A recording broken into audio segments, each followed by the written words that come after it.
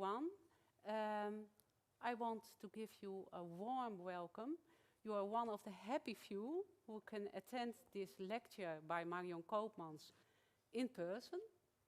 We also have a lot of people watching our live stream. I also want to give you a warm welcome. You can ask your questions via the chat in UT Live. And you, of course, can also raise questions after the lecture. And you can address Marion Koopmans. She is sitting here already. You can ask it personally. In our expectations, this would have been a festive start of the Week of Inspiration. A week with 8 lectures by well-known speakers who would have inspired you with their knowledge about, well, a variety of topics. But unfortunately, COVID, or the resulting corona and COVID-19, the resulting disease, re-entered the scene with a lot of noise. So, the Week of Inspiration, with 8 lectures ending on Friday with the DS of the University of Twente, had to be modified. The DS was postponed. We had to skip a lot of our lectures. You are here with a limited number of people, and there are no drinks. Maybe that's the least of all those strict measures. Nevertheless, we still have 4 lectures. Today, we will have Marion Koopmans about the origin of corona, and tonight, Mindy Howard about stress in space and on Earth. And later on this week, Björn Nijenhuis about top skating and the so-called mysterious zwabbervoet. And Laurens van den Akker about designing cars for the future.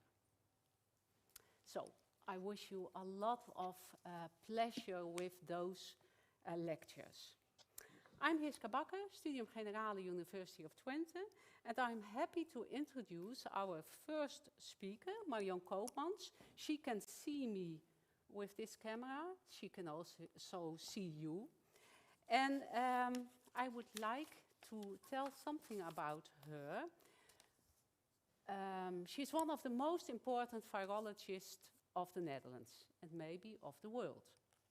She's head of the department Viroscience of the Erasmus Medical Center.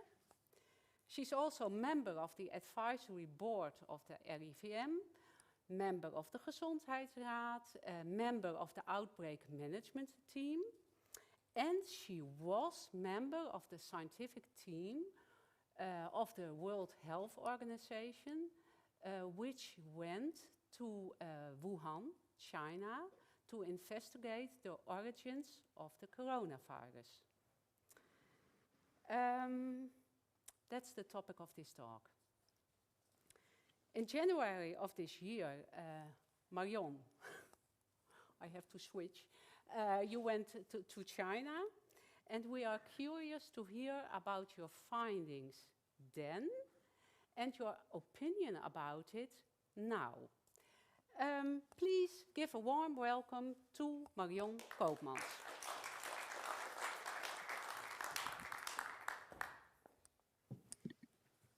Okay, I hope you can hear me. Yes, we can. And I hope you can see my screen. Yes. Yes? Yes. Because I do not see anyone. I'm talking to my screen here, which is a bit uncomfortable for those of you that have been there. But we will have plenty of opportunity to discuss. So yes, hi. An inspirational talk at the kitchen table from my house, because we're still, unfortunately, in the middle of this pandemic.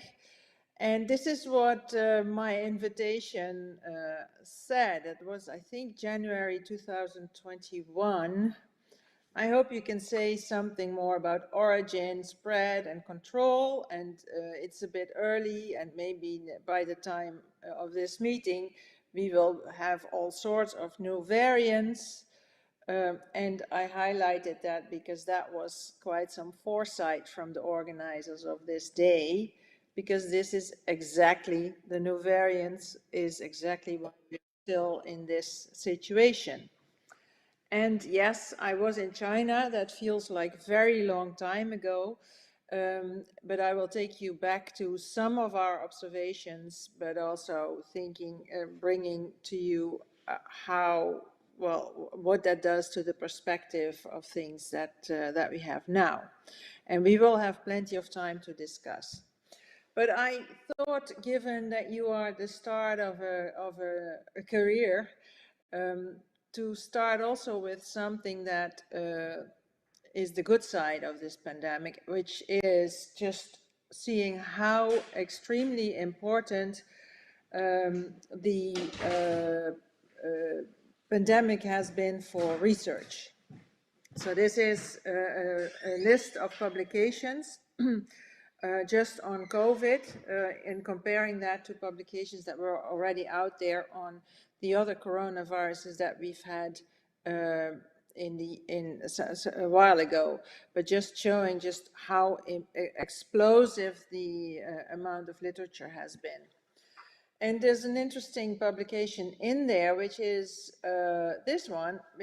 What this group did is they looked at which fields of science really were pulled into the COVID research. And as you can see, there's medicine, of course, but virtually all other fields of science, including engineering, including biology, economics, what have you, have been pulled into the pandemic research. So there's been an explosion of new connections, new collaborations in science, which I think is very, very exciting. But let me take you back to where this started. This is the first encounter of the wider world with this virus. This is an article in a financial newspaper published December 31st in China, and this was circulated on Twitter. And what they had picked up was a flyer from a health service in Wuhan that had learned about a cluster of unexplained pneumonia cases, possibly related to a popular market in town. Now, my first thought, and also the first discussions about this, was, hey, is this the avian influenza virus outbreak that we've long been waiting for? And that is for a reason. We know that markets in Asia are a little bit infamous because of the widespread presence of live animals of all sorts of species, particularly also poultry. And we know that those animals carry with them viral infections, and particularly avian influenza viruses. So in a study that we were doing, we were just on the market, on tables of the market, doing environmental swabs and testing them for viruses. And as you can see, very many of them would test positive for avian influenza virus. Now, that is an animal virus, but it is a virus of the category that we know can jump to humans and cause disease in humans. So that was the first thought. Of course, that was also the first thought in China, but ruled out quickly.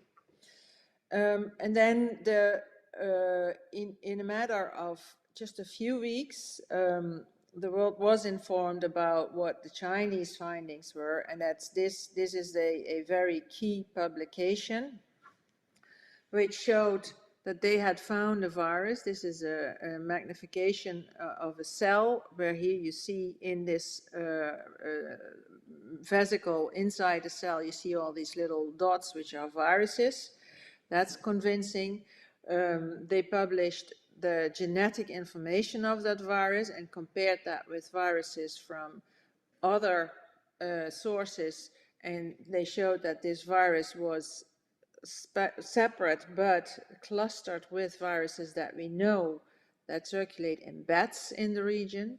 They found this virus in patients with this pneumonia in the first sampling moment, and not if they went back and sampled them a week later. So they said, okay, if the moment people get sick, they have more of this virus. And they found that people with the infection developed antibodies. So this combined is actually a beautiful set of studies just nailing this is a new virus, and it is the cause of the disease that we are observing. Very, very impressive work. Now that work was possible because of these two people. This is a clinician, the first one that recognized the pneumonia as very unusual. And she picked up the phone because there had been a system in China for unexplained disease testing, and that's because of their experience with earlier outbreaks. And she sent specimens to laboratories, including the laboratory of this person, Professor Zhang, who then used a modern toolbox and fished out the genetic code for this new virus. And these are the examples of the modern toolboxes that the world now has to prepare for these kinds of infections, and they were applied very, very adequately.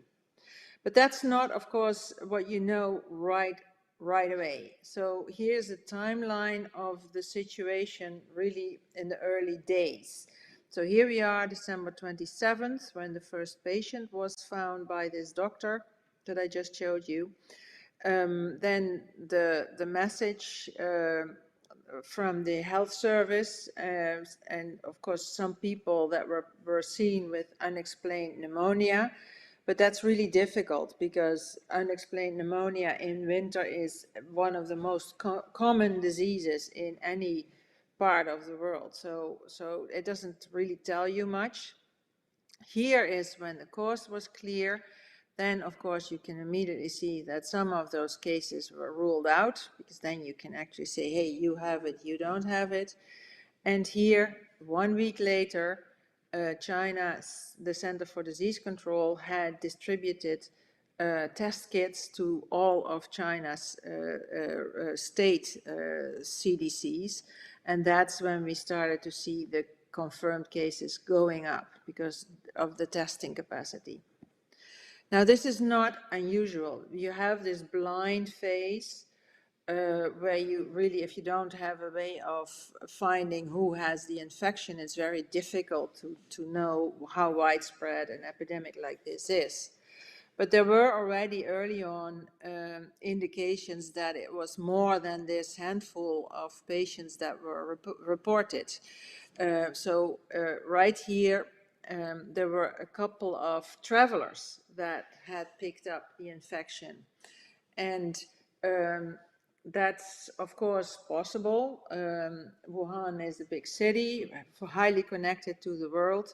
But if you have only 50 cases or so, then it's not obvious that you would pick that up in travelers. So a statistical analysis done by the Imperial College of London very quickly said, okay, that means there must be thousands and thousands of cases already that are flying under the radar. Again, this is not unusual, and this is just a very difficult phase in any emerging disease outbreak. When you know there is a disease pyramid, you will have people with very mild disease, you will have people with fatal disease and everything in between. And just what the shape of this pyramid is very important to understand. If you talk about, for instance, Ebola, roughly half of the infections would be fatal. If you talk about some other diseases, this tip of the pyramid is tiny. And before you know that, you really do not know how to handle all the cases coming in. And that's difficult if you don't have diagnostics. And if many of the new diseases that we see do not really stand out, you see that with COVID, you can have just a runny nose, fever, or no symptoms at all. How do you recognize that as unusual? But this finding this shape of the pyramid is really a critical phase of an early outbreak situation. Now, what followed is, but that was the information that we had to deal with, and that's of course what you then develop your control measures with. Now that changed a bit with the first sign of trouble in Europe, and this was early February in northern Italy, when a whole series of towns went in lockdown around Bergamo because they had hospitals overflowing with cases. And right around that time, we also had our winter sports and we had carnival season, and that really sparked off the pandemic in our part of the world.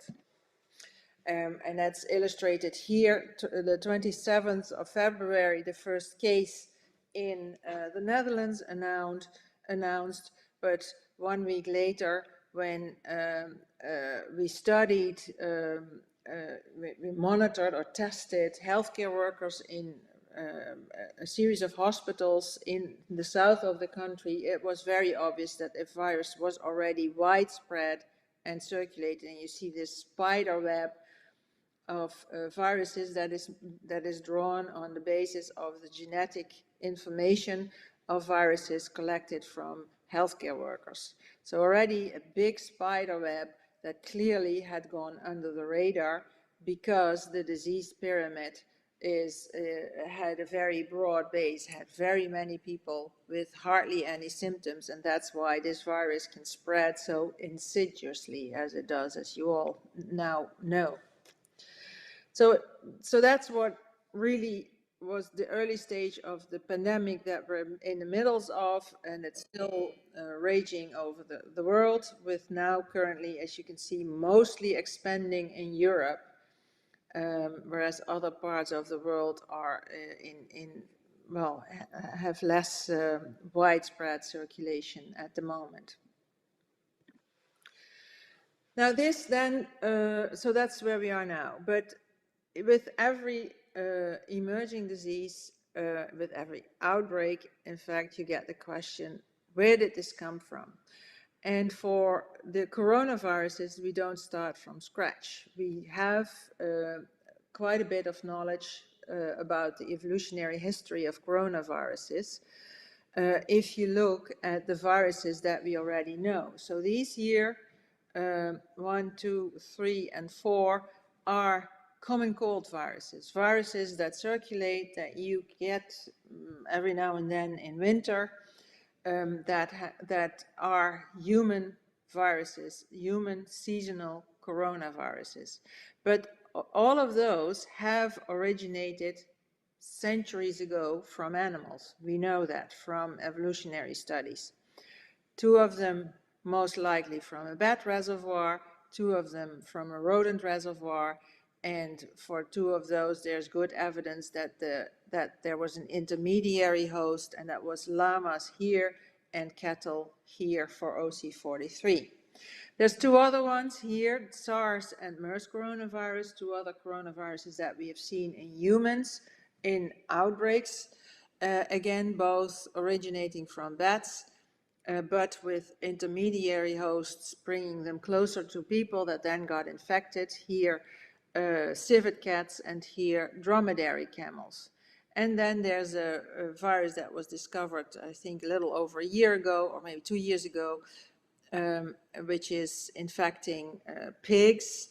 And we don't know if that can also infect humans. It doesn't look like it, but pigs are fairly close to humans in terms of disease susceptibility, so this is something to watch out for. But given this, it's very obvious that you want to look for a possible animal source of this virus. And that was exactly the task for an international group of scientists. Can you help understand really what happened at the earliest stages of this pandemic, starting in Wuhan, to find out where the origins of this virus are. Is it indeed in an animal? Was it a virus that was already circulating in people but undetected? Are there other explanations for this start of the pandemic? And this is how we left. So this is our team leader, Peter Van den Berg from the World Health Organization.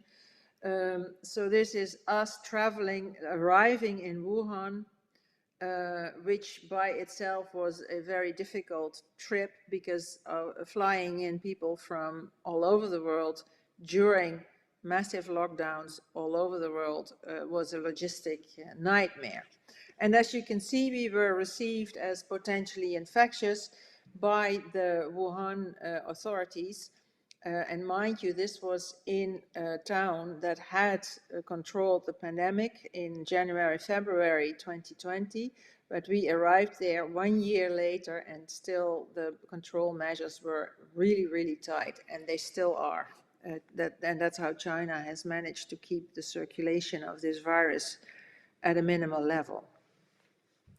We were then immediately hauled off to a quarantine facility, and you see some of our team members here entering that, filling out paperwork, and the background here is a fenced off part of a hotel, and here we were brought into the hotel for a 2-week lockup in a hotel room, and this was our twice-a-day contact with people coming to take our temperature, check our health, and frequent testing by PCR, just to check if we were free of virus.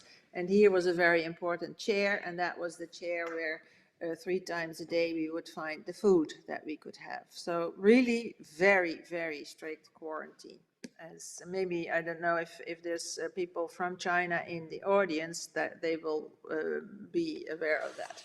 So this is really how we did first part of the work, not different from what you would have done from the kitchen table here, but continuing with Zoom meetings with the Chinese team, with people that we wanted to interview, and really, of course, a big handicap if you really want to get to the bottom of certain things. Working online is, I mean, it's great that it's possible.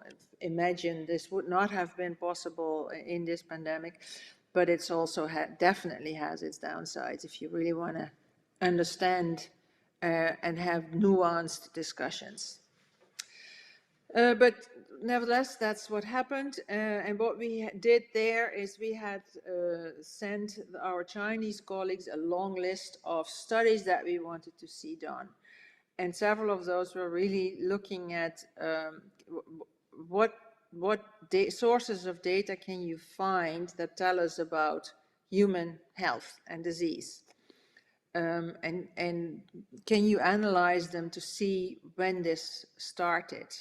So what you're looking at here is a weekly plot analysis of the deaths, the extra deaths, excess mortality in the city of Wuhan. This is the city of Wuhan. These are week numbers. And what was done here is a comparison of the excess mortality for that week compared with the same week but the 3 previous years. And here you can see that, well, except for a signal here and there, this is really where the mortality started to increase, and this is where you saw the pandemic wave, the reflection of the pandemic wave in terms of extra deaths, starting the second half of January. And what we have learned from similar studies that are ongoing all over the world is that that means that you can be pretty sure that in the 6 weeks before there was massive circulation. So massive circulation in December, but not really much before that. So what we also did is try to then dig back and see which patients could be found with onset of disease in December.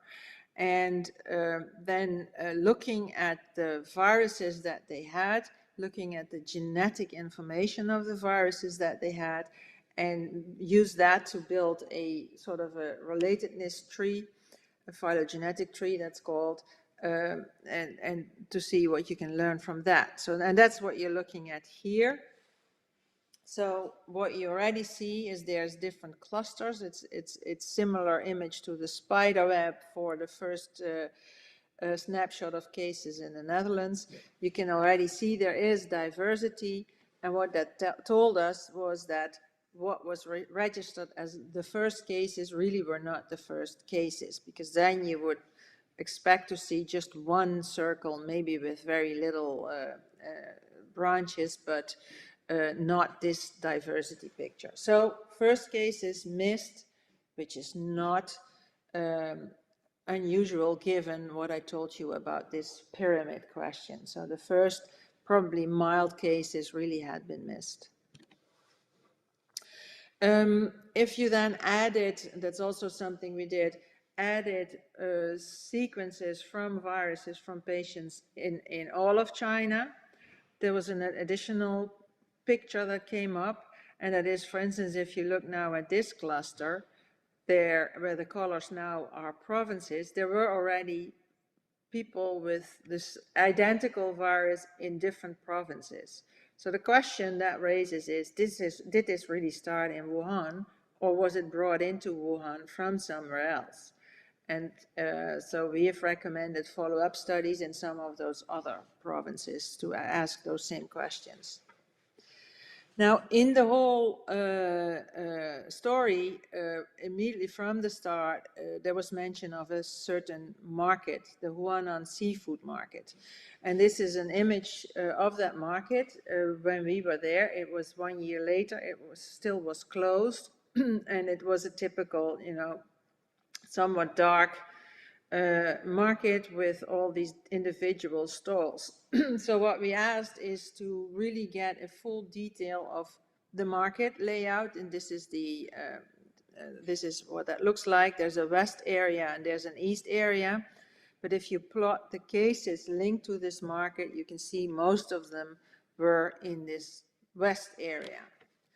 So then what we wanted to know is, what did each of those stalls sell? And that's shown here in colors. So the blue ones here sell seafood. These sell wild animal meat, probably had live animals. This is poultry meat, and here's other animal meat.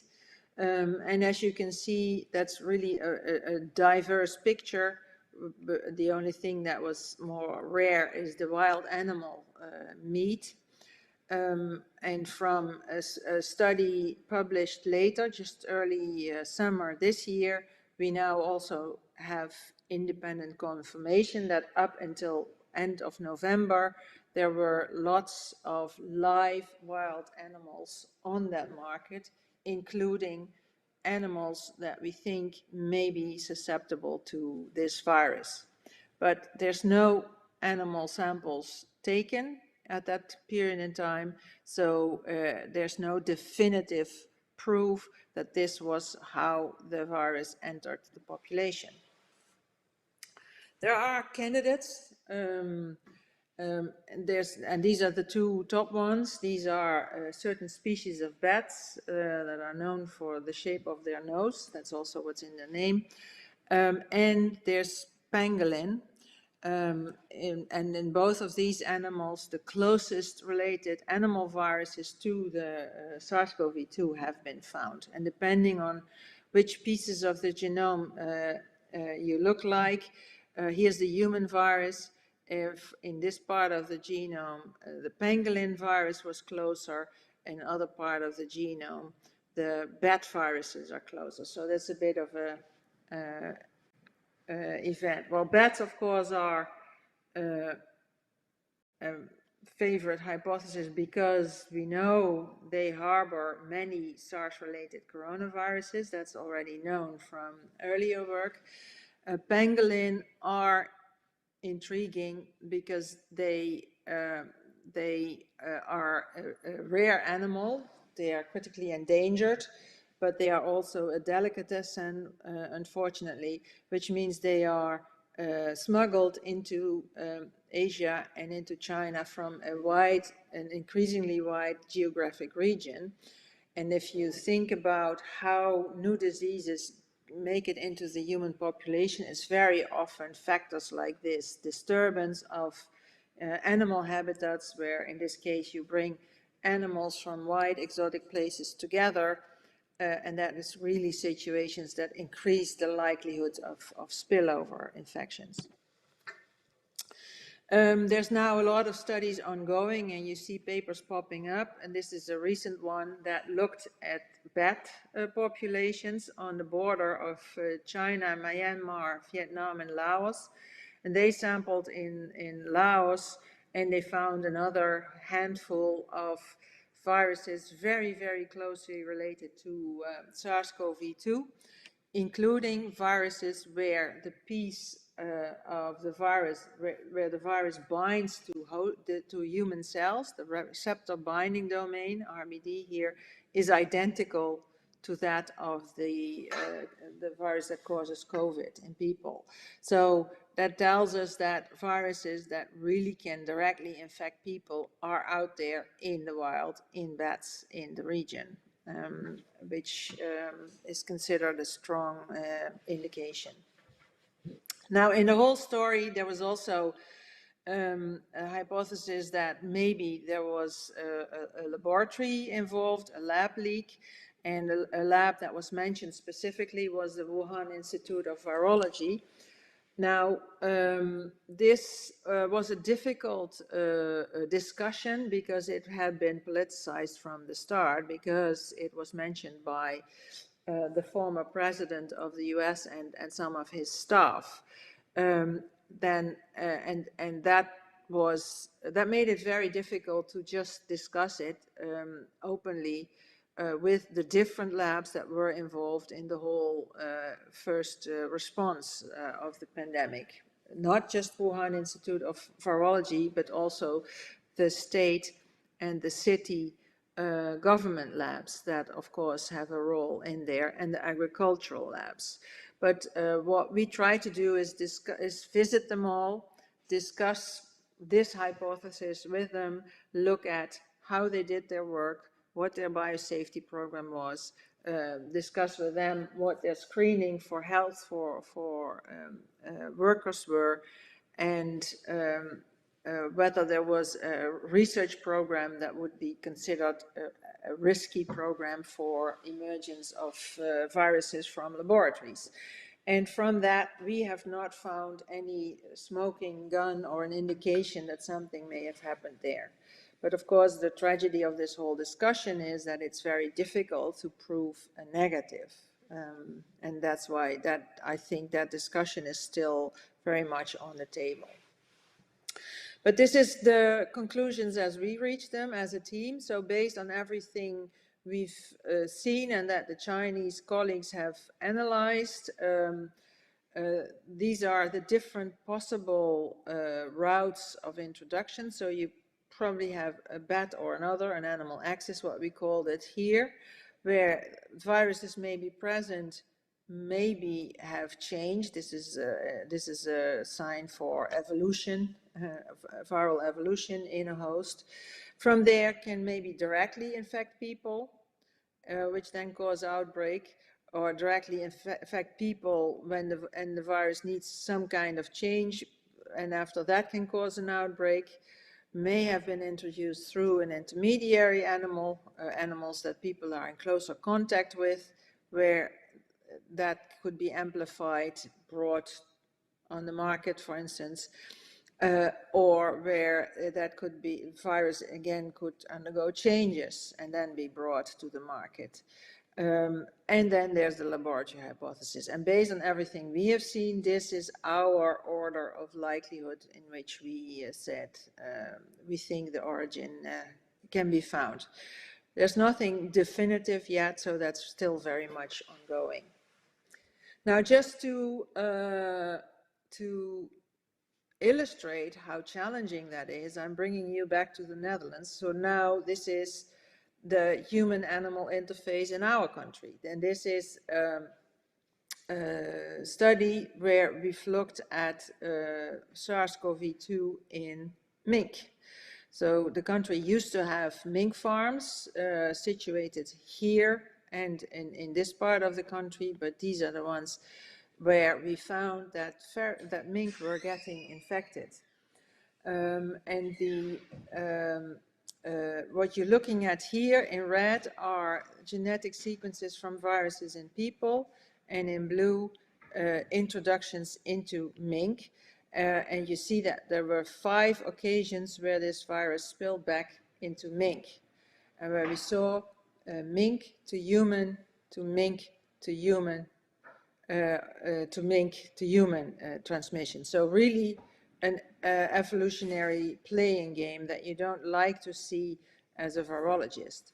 And you can also see that when this happened was already second half of February, which is before the first human cases were identified. So even in our country, which really was not the first place to have pandemic circulation, we were already seeing animal infections before we knew the virus was there. And that's just how difficult it is to find those origins.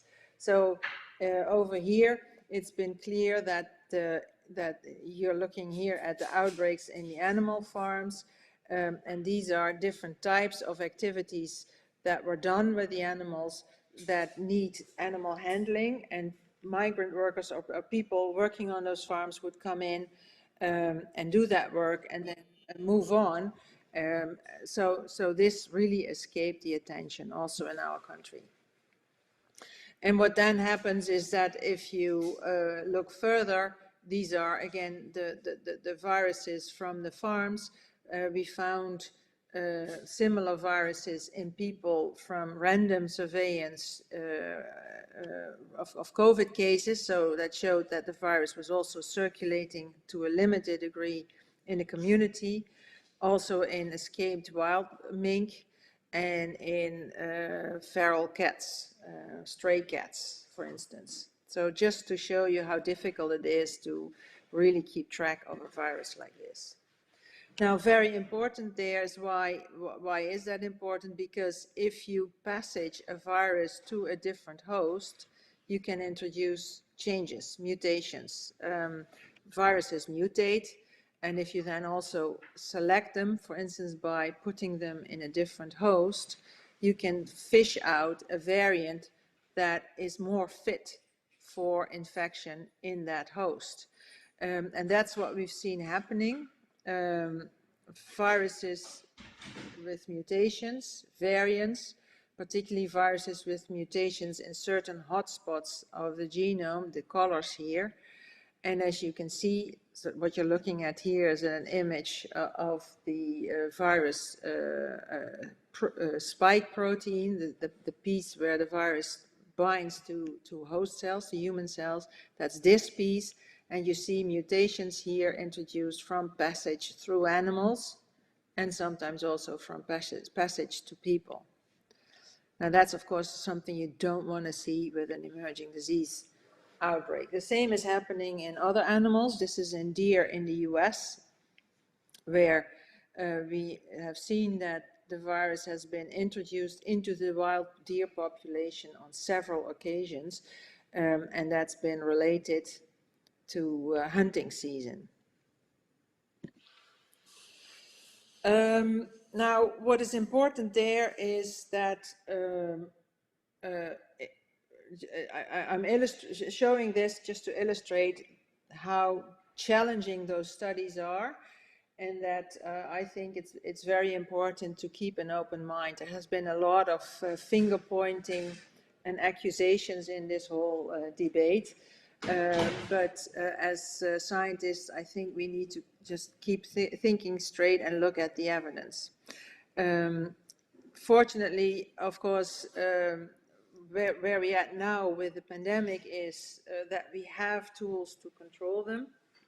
The biggest breakthrough, of course, has been the development of vaccines, where we know that as long as we have high levels of neutralizing antibodies and also T cells, those vaccines do really help protect from severe disease.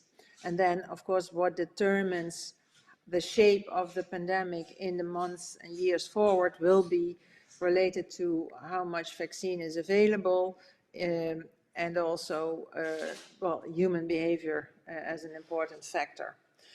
And that vaccine development really has been the success story of science in this situation.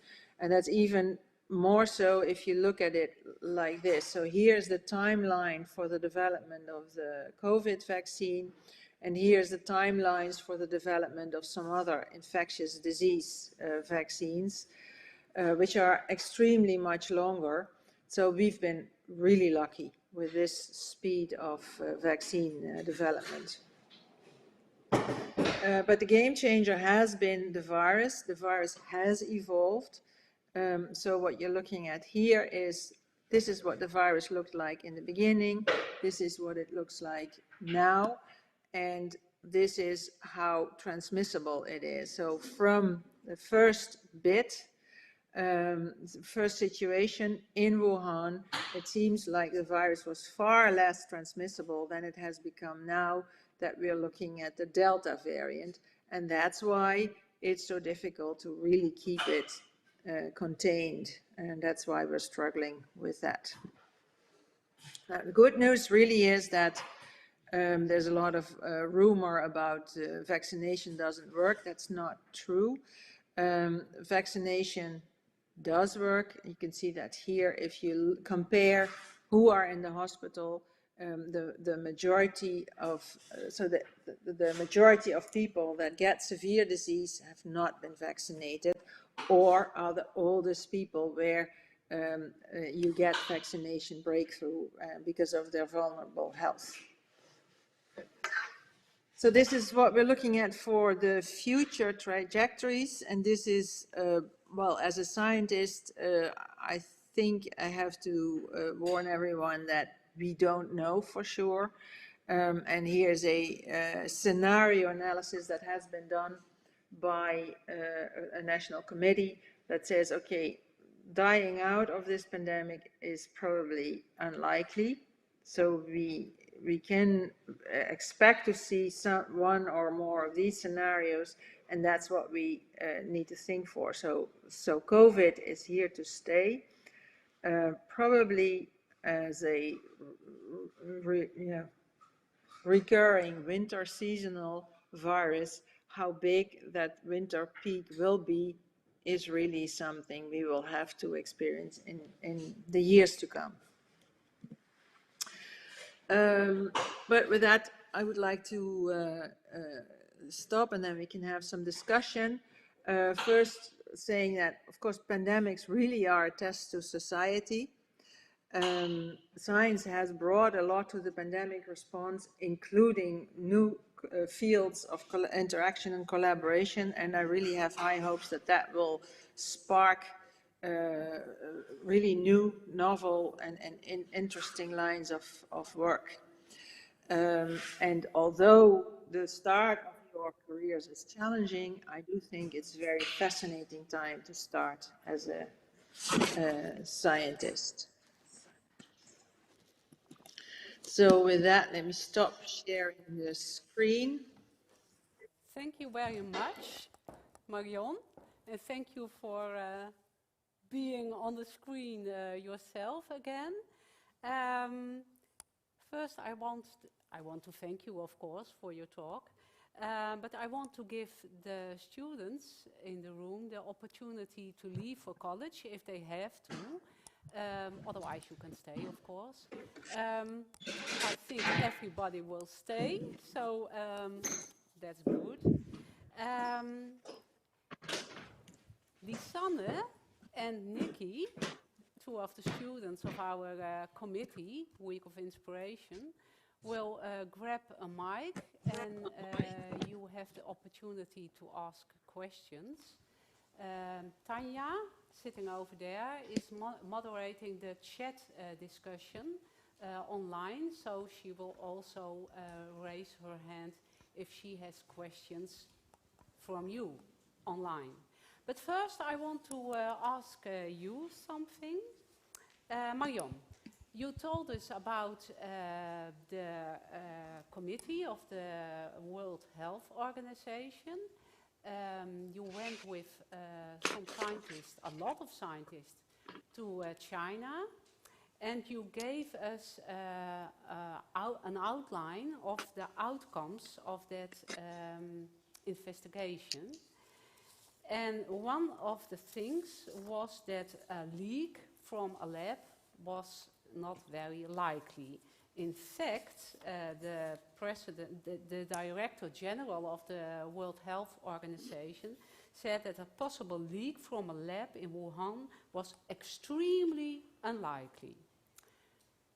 1 month ago, the WHO, the World Health Organization, reinstated a new team of scientists, 26, and you are one of the 6 scientists who are again in this team to re-investigate the origins of the virus.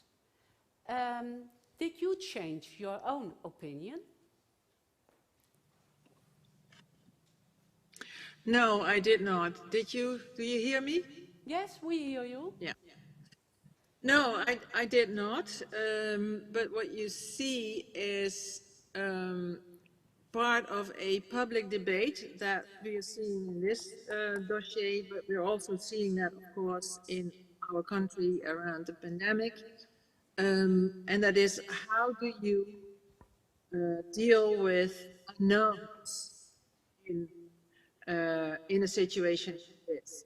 So based on sort of biological plausibility, based on the pieces of evidence there are, I think, and many virologists think, that the origin in an animal reservoir is by far the most likely. But you cannot rule out the lab hypothesis. And what is interesting is that because the lab hypothesis, of course, is much more scary and also quite interesting in media terms, it has been so much more discussed than the animal origin. We now are at equal footing. And that means that the WHO, which is getting its mandate from the World Health Assembly countries, they really have to look into this. Okay. Yes. Yes. Your sound is a little bit bad, but I hope it's ameliorating right now. But if I gather your words correctly, you don't suppose it's a leak from a lab. But what's the mission of this team right now? Do you have other information you didn't have a year ago to rely on? There is a few new publications. There is studies ongoing in China that I hope will be shared. The Biden presidency asked a report from the intelligence agencies. So all of that information will be looked at again.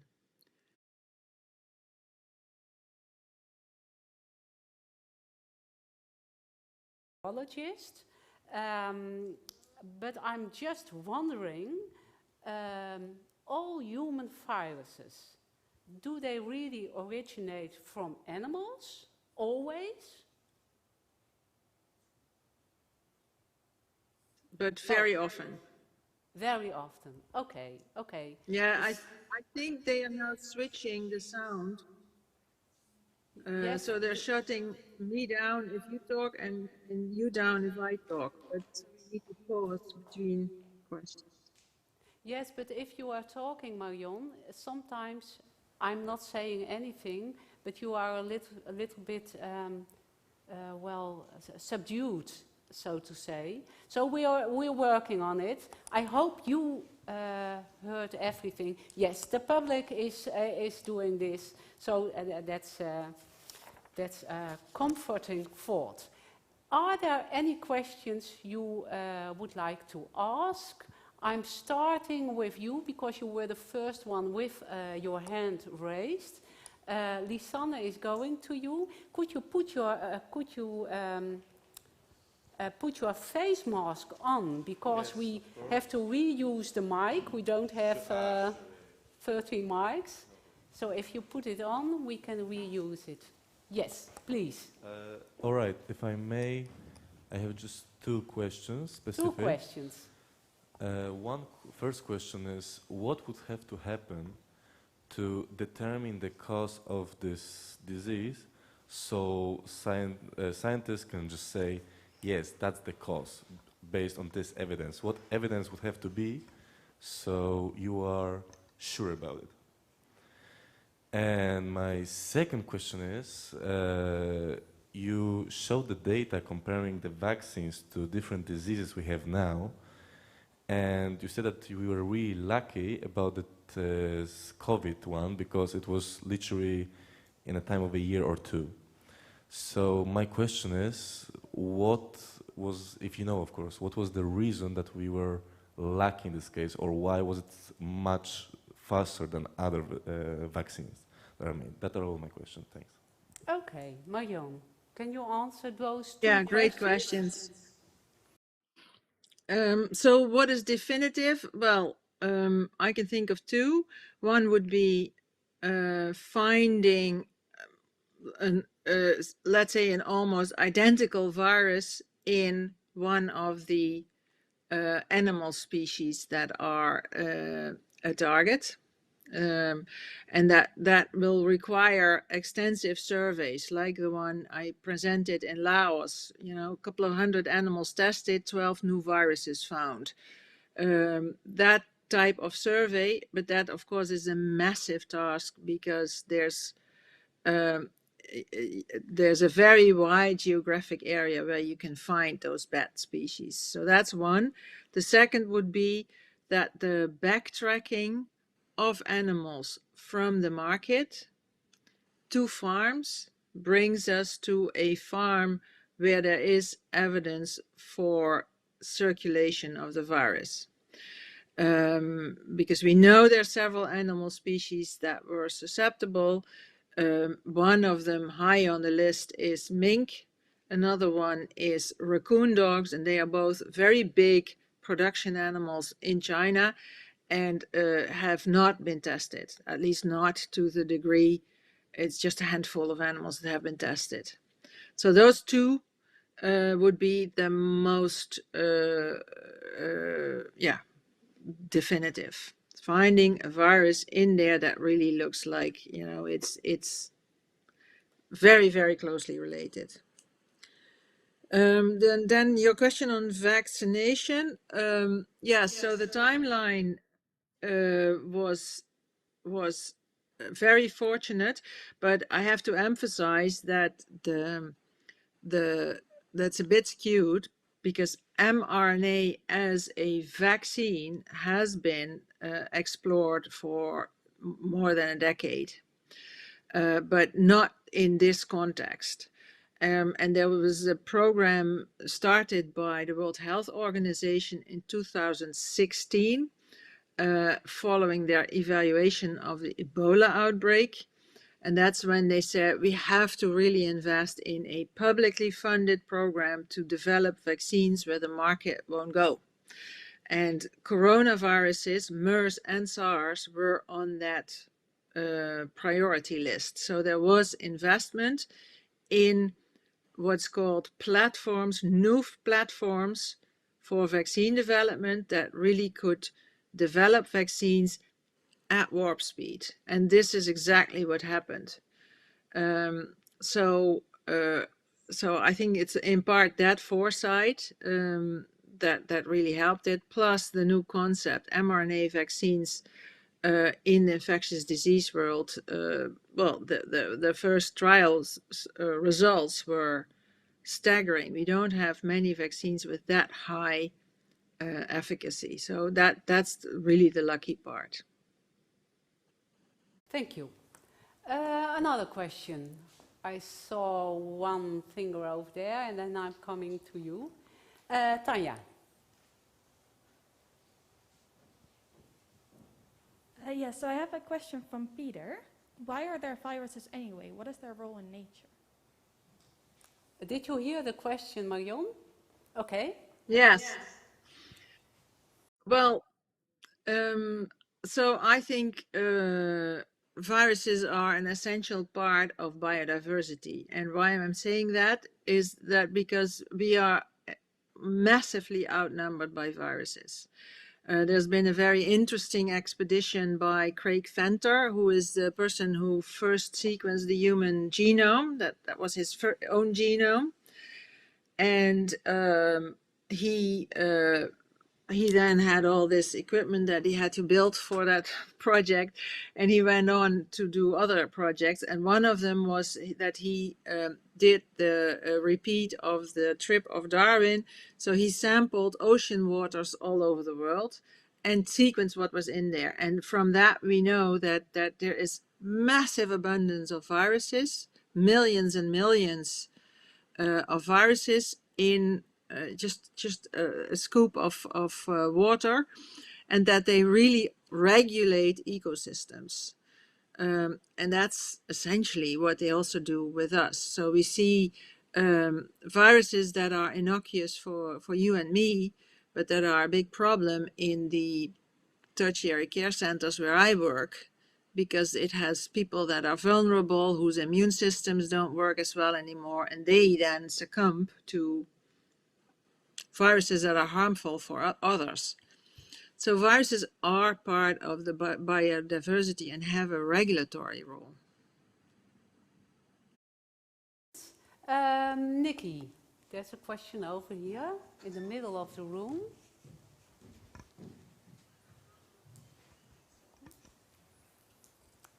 No, just behind that person. Thank you. What was interesting to me was the use of the Ancestor analysis to look at the diversity in the virus in China, and not only in Wuhan, but also in other cities. And my question related to this was, how can this data coming from different cities can be combined to really track down the source of the first virus in humans? And also, is it possible, or is this maybe something that we are looking forward to do, to use this kind of data in combination with samples not only from within China, but also from countries around? Because I think we know that there have been reported similar cases early in December in Taiwan and Japan as well. Yes, that's definitely an important step, and it is being done. So what was very interesting and very different from the SARS outbreak in 2003 is that China, almost as soon as they had it, released the full genome of this virus. And that was done through a system that has been built for sharing viral genomes for influenza. And that system was put in place to build trust that you can do that, and that benefit of that also will flow back to countries that share that data. So previously with influenza, we had a situation where new influenza viruses were popping up in Indonesia, and they said, yeah, sure, we know you want to have that data, but then you make vaccines, you make a profit, we cannot afford the vaccines, so why should we? So that's to alleviate that worry. This system GIZ8 was developed, and that was also used for sharing of data on SARS-CoV-2. So that's great. The challenge is that in order to do that analysis in a meaningful way, the sequence data is not enough. You also want to know, when did this person get sick? Where exactly was it sampled? And then you get into privacy rules and regulations, and things become much more complicated.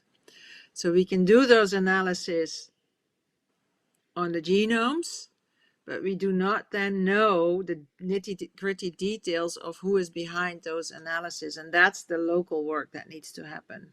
And that's a very slow process. Okay. Thank you.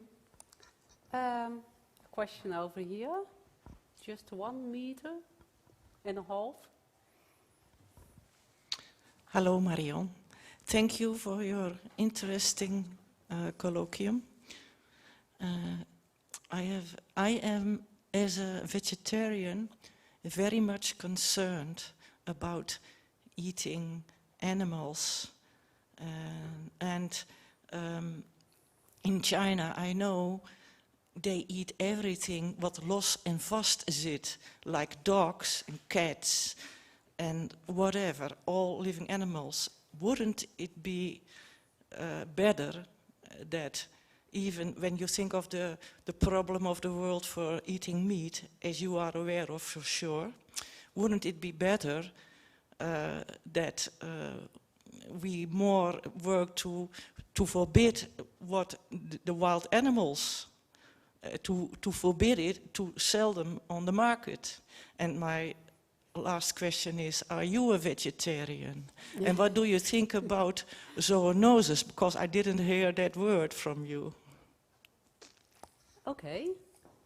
Complex package. Yes, I'm a vegetarian, have been since I was 17. But I think people can choose. Meat eating is part of the of the diet, but it's clear that there are risks associated with the animal production sector.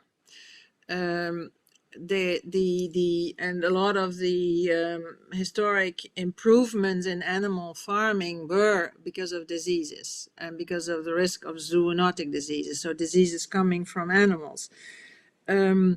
I think the biggest issue now is just the size.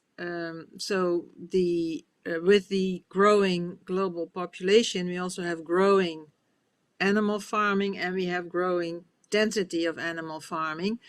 And we see problems where, because animal production animals need to be fed, that food needs to come from somewhere, and there's just space issues and deforestation for agriculture production, for instance, and that of course chases wild animals away. And if you do that, you increase the risk of spillovers.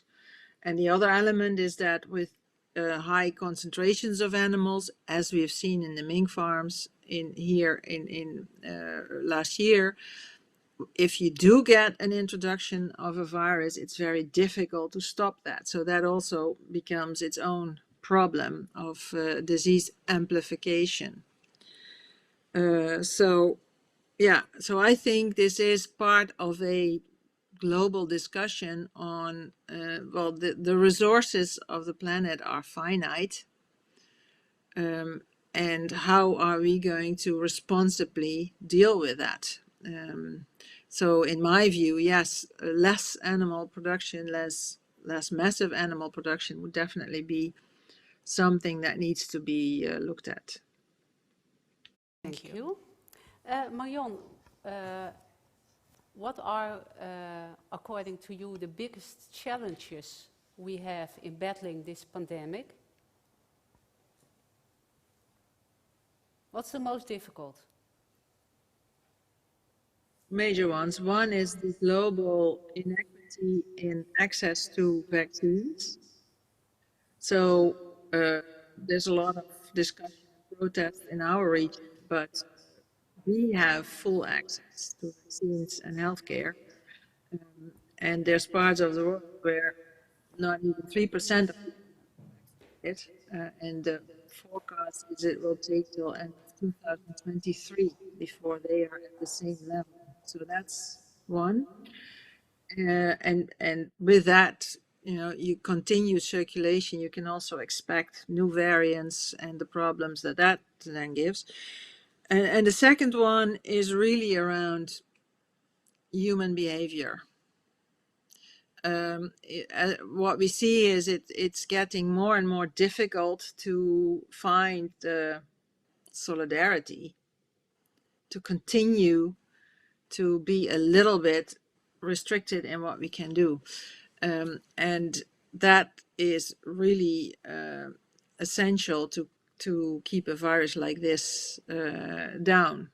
So, because with every, wheeling and dealing doesn't work well for virus control. It's because with exception that you make, there's also an escape route for the virus to circulate. So it's really a challenging time. How do you, if we are much better off, we have vaccines, but the virus is not gone and there's still so much circulation that we do see overflowing hospitals. So how do we really continue to have the solidarity among the people to continue to do this, at least through the next winter, or this winter? That this light lockdown in the Netherlands is much too light, according to your opinion. So it's so what it is about is this virus spreads if you have close contact between people. So and given the current circulation, modelers have estimated you need to have at least 30% less contact to get at a manageable level. So if everyone would decide now to reduce their contacts by that amount, we won't need a lockdown. But so that's the simple reasoning. Of course, what we see is that that's not how society works. We have currently a lot of circulation among young children. And we've had a phase where schools were closed, but that also was really detrimental. Not every child has access to a computer. There's big developmental delays because of that. So that's not something you would want to repeat. But then you have to accept their circulation, and it means that the barrier around children, the parents, the families really have to be thinking about this. Hey, because of this, I may be infectious. I really have to be careful at what I do, preferably be vaccinated. So it takes a lot of targeted communication on what everyone can do for themselves to help this process. Yeah. Other questions? Yes, over there. Yes, you will get a mic very soon.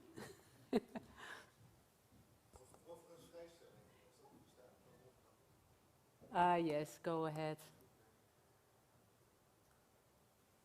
Let me think. Ben ik erop? Yes, I have a couple of questions, of 2 or 3. Take one, because I saw other fingers, dus maybe I will give the mic back to you. So please go ahead with the first question. Let me think. I think about 1.5 years ago, I attended a Zoom with a colleague of yours, and then the lab theory was completely debunked. And I was the only one questioning that. And now it seems not that unlikely anymore. Maybe not the most likely, but things you hear is what I'm curious about, like the foreign cleavage side, like the double CGG. What's that about? And another thing is now the NIH having admitted financing and supporting the gain of function research in the Wuhan lab, which is sounds a bit worrying to me.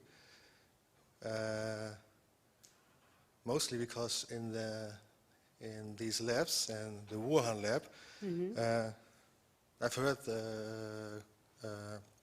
scientists visiting the Wuhan lab having noticed research with extremely lethal viruses, like the Nipah virus with case fatalities up to 90%. It's clear what you want to ask. So we are going back to the lab yeah, theory. the lab theory, leak Yes, theory. the most unlikely theory. But Marion, could you say something more about it? No, those are some of the arguments. So one of that is about the foreign cleavage site. So one of the arguments was, and that was already early on, this looks like it's a virus that has been lab handled because it has this furin cleavage site, which is not present in other SARS-related viruses. But the counter argument is that that furin cleavage sites are found in other circulating coronaviruses only, and just recently there was another one discovered in a rodent coronavirus that also has this furin cleavage site. And we know from avian influenza viruses, for instance, that these types of sites can really be introduced because of, mechanisms in the virus replication. There's a so-called stuttering process, and we have people studying that. So these things do happen in nature. So finding it is not proof of a lab introduced something. Of course, it's also, there's no evidence against that either. And that's exactly that challenging discussion. So there is definitely natural occurrence of cleavage sites in coronaviruses in the wild. And the NIH financing gain of function study. So gain of function is a big term because a lot of lab studies are gain of function. What you are talking about is gain of function that falls under a very special category, and that's dual use research of concern. So that's a very select list of types of studies that is specifically regulated, where you really have to do a risk benefit analysis because it enhances the disease causing potential of a pathogen. So the types of studies that were proposed here, and I'm not, a pro or con anything, but the types of studies that were proposed here were, hey, we find all of these SARS-related viruses out there. We have sequences because we have, and that's the Wuhan Institute of Virology. They have lots and lots of sequences. Is any of this and can we test that by looking at binding to human cells? And for that, they used a backbone of a virus that they can grow to introduce the spikes of the viruses that are found in the wild. And that's then used to see which viruses bind to human cells, so which viruses potentially could directly infect humans. Now that's a type of study that is ongoing in many parts of the world. What is not mentioned is that a lot of the more high-risk experiments in that grant were proposed for the U.S. in North Carolina, and it's very difficult to take that as evidence for anything as well. I think that's where that stands.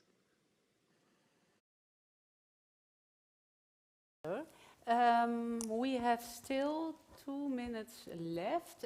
Tanya, is there another question from the people watching the live stream? Yes? Okay.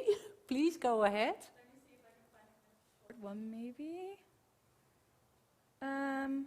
Yeah, so maybe to follow up on the question from Peter about the function of a virus in nature. Maybe a bit of an ethical question. What kind of acceptation does this require? Because it's like with a virus being present all the time, do we need to accept a certain amount of deaths or a certain amount of people dying and things like that? So in the ethical way, how does that work? The ethics of this pandemic and also the future trajectories. You showed us the 5 scenarios. Maybe you could expand a little bit more on that.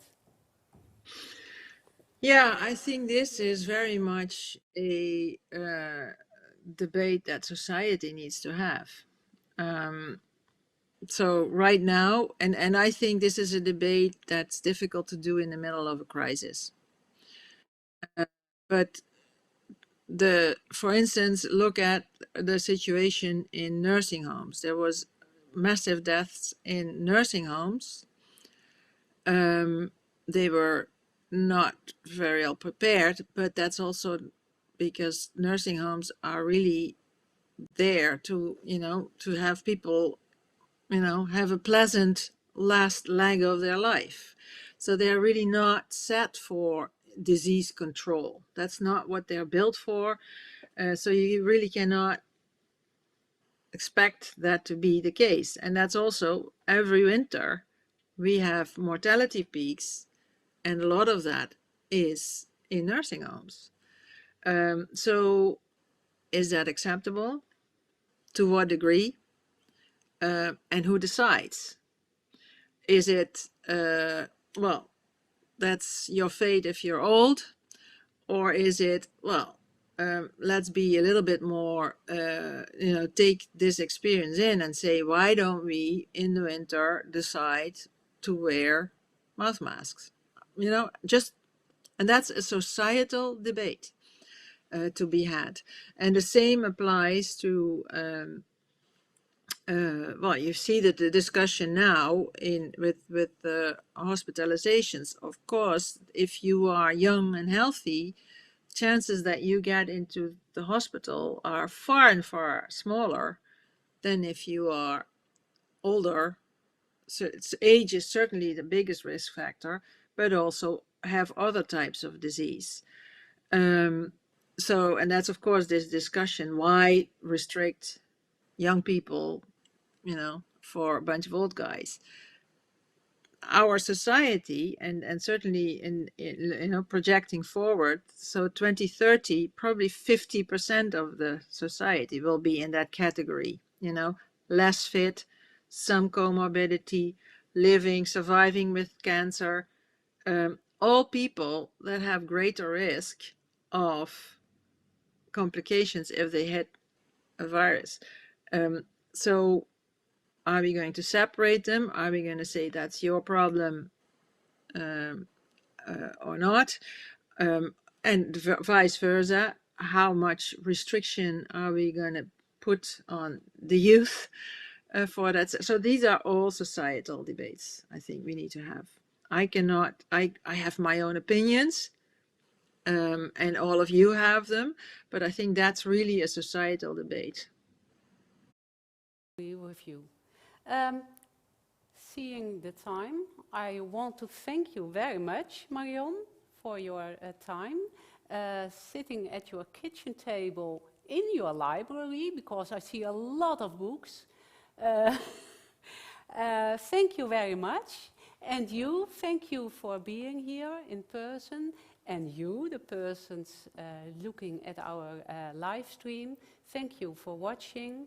And see you at one of our other events, maybe this evening with Mindy Howard about stress in space and on Earth. Thank you very much.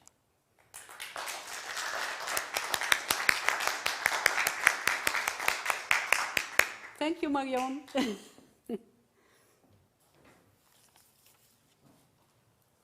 So that's it.